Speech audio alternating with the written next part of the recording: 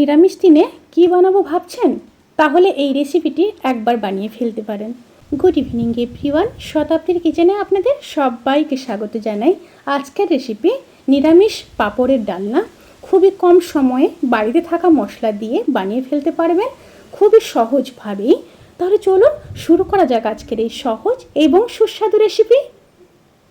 পাঁপড়ের ডালনা বানানোর জন্য আমি এখানে 5-6 পিস পাঁপড় নিয়ে নিয়েছি। পাঁপড়গুলোকে এবার হাত দিয়ে একটু ভেঙে নেব। এত বড় পাঁপড় আমি এখানে ব্যবহার করব না। একটা পাঁপড়কে আমি 4 পিস করে নিচ্ছি। এইভাবে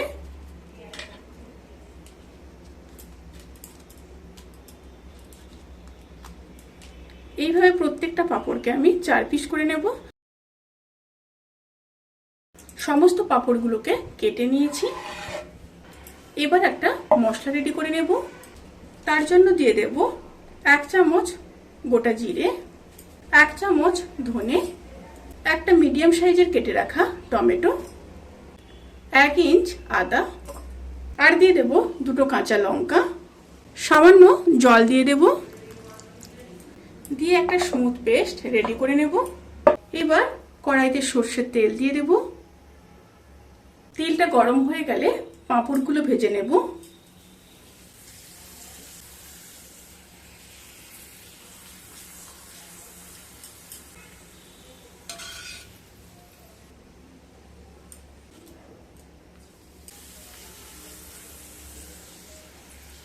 এইভাবে সমস্ত পাঁপড়গুলোকে ভেজে নিয়ে তারপর ফিরে আসছি।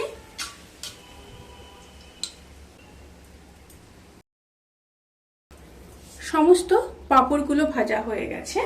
এবার কেটে রাখা আলু ভেজে নেব। এখানে আমি 2টো বড় সাইজের আলু ব্যবহার করেছি। আলুগুলোকে ভেজে নিয়ে তারপর ফিরে আসছি। আলুগুলো ভাজা হয়ে গেছে, এবার তুলে নেব।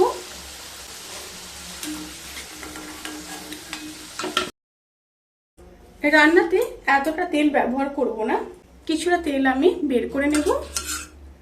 এবার তেলের মধ্যে দিয়ে দেব একটা শুকনো লঙ্কা, 1/2 চামচ গোটা জিরে, 2টো তেজপাতা, আর দিয়ে দেব 1/2 চামচ হিং। একটু নেড়ে নেব। এই সময় কিন্তু স্টিম অতি অবশ্যই লোতে রাখবেন। তেল থেকে যখন একটা সুন্দর গন্ধ আসতে শুরু করবে, সেই সময় পেস্ট করে রাখা মশলা দিয়ে দেব। সাথে মশলা ধোয়া জল দিয়ে দেব। একটু নেড়ে নেব। নেড়ে নিয়ে দিয়ে দেব পরিমাণ মতো লবণ, 1/2 চামচ হলুদ গুঁড়ো, আর দিয়ে দেব 1/2 চামচ কাশ্মীরি লঙ্কার গুঁড়ো। এখানে আর ঝাল লঙ্কার গুঁড়োটা ব্যবহার করলাম না, আপনারা যদি চান তাহলে কিন্তু দিতে পারেন। এবার মশলাগুলোকে খুব ভালোভাবে কষিয়ে নিয়ে তারপর ফিরে আসছি। মশলাগুলো খুব ভালোভাবে কষানো হয়ে গেছে। এবার ভেজে রাখা আলুগুলো দিয়ে দেব। আলুগুলো দিয়ে মশলার সাথে আবারও 1 থেকে 1.5 মিনিট ভালোভাবে কষিয়ে নেব।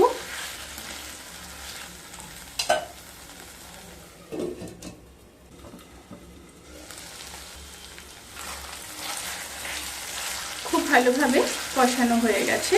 এবার পরিমাণ মতো জল দিয়ে দেব।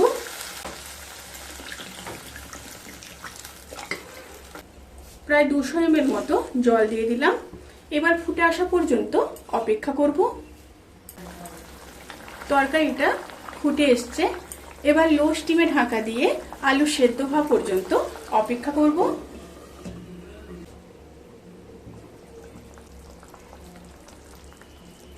আলুগুলো কিন্তু খুব ভালোভাবে সেদ্ধ হয়ে গেছে। এবার ওপর থেকে 1/2 চামচ চিনি দিয়ে দেব।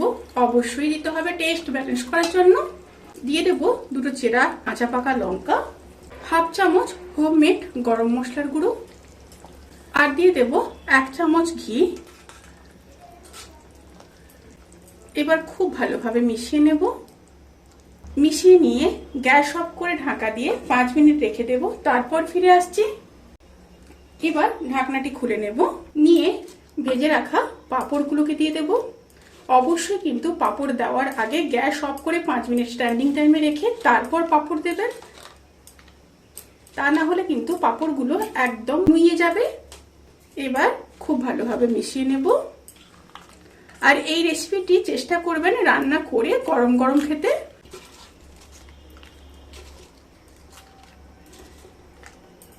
সব পাঁপড়টা একসাথে দিয়ে দেবেন না, অল্প অল্প করে দিয়ে তারপর মেশাবেন।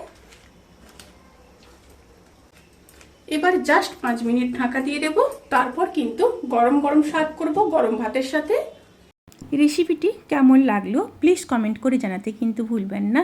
যদি ভালো লেগে থাকে তাহলে সাবস্ক্রাইব করে পাশে থাকা বেল আইকন প্রেস করে নোটিফিকেশান অল করে রাখবেন, তাতে করে আমি যত রেসিপি দেব সমস্ত লিঙ্ক আপনাদের কাছে পৌঁছে যাবে। আপনারা সবাই ভালো থাকবেন, সুস্থ থাকবেন, সাবধানে থাকবেন। আজকের মতো এই পর্যন্ত, পরের ভিডিওর জন্য অপেক্ষা করুন। টাটা।